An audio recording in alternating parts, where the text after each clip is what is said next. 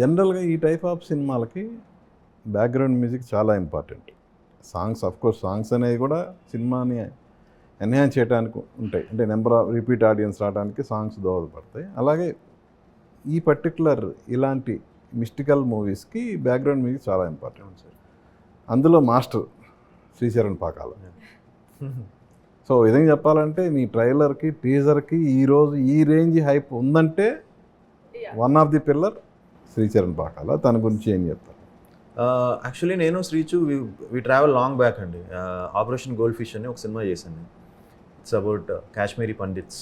అప్పట్లో వాళ్ళు ఎలా స్ట్రగుల్ అయ్యారు అని అరవిశేష్ గారి బ్రదర్ సాయి కిరణ్ అడవి గారి డైరెక్షన్. సో అప్పటి నుంచే మాకు శ్రీచు బాగా పరిచయం. తర్వాత అనుకున్నాం, బ్రో నేను లవ్ స్టోరీస్ కూడా చేస్తాను, అందరూ నాకు థ్రిల్లర్ మూవీసే ఇస్తారు, నేను లవ్ స్టోరీ కూడా చేస్తాను అని చెప్పేవాడు. లవ్ స్టోరీస్ కూడా చేస్తాను, తన సాంగ్స్ కూడా చాలా బాగుంటాయి. అలా అనుకున్నాను. సరే మళ్ళీ తనతో ఒక మంచి ఎంటర్టైన్మెంట్ ఏదైనా లవ్ స్టోరీ చేద్దాం శ్రీచుతో అనుకున్నాం. మళ్ళీ చూస్తే మళ్ళీ శంబాలా వచ్చింది. అంటే మళ్ళీ థ్రిల్లర్, తన స్ట్రాంగ్ జోన్. మీరు చెప్పినట్టు తను అయితే చాలా ఎఫర్ట్ పెట్టాడండి ఈ సినిమాకి. Not only background score was one of the main reasons. And background score నాకు తెలిసి మే, జూన్, జూలై, ఆగస్ట్, సెప్టెంబర్ ఒక 5 months వేసాడండి.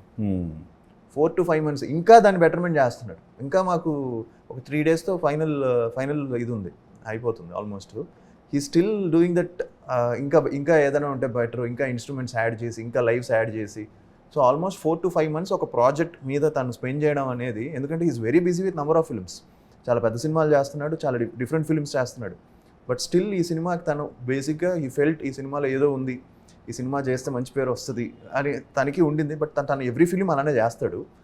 బట్ దీనికి తను స్పెండ్ చేయడం ఒక 4 to 5 months ఈ సినిమా మీద.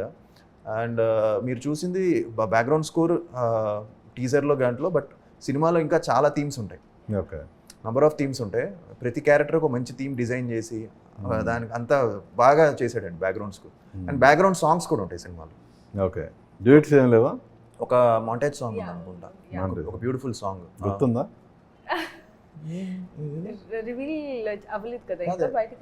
వస్తుంది, ఎలాగో వచ్చేస్తుంది ఈ టైంకి ఆ సాంగ్. అదే యామిని పాడింది. మనం షూట్ చేసినప్పుడు లిరిక్స్ లేవు, తర్వాత సాంగ్ యాడ్ చేసాం. అన్ని background songs, two background songs ఉన్నాయి. మెయిన్ ఇంట్రడక్షన్ సాంగ్ ఒకటి ఉంది. ఇంట్రడక్షన్ శంబాలా విలేజ్ మీద గీతా మాధురి గారు పాడింది, చాలా బాగుంది.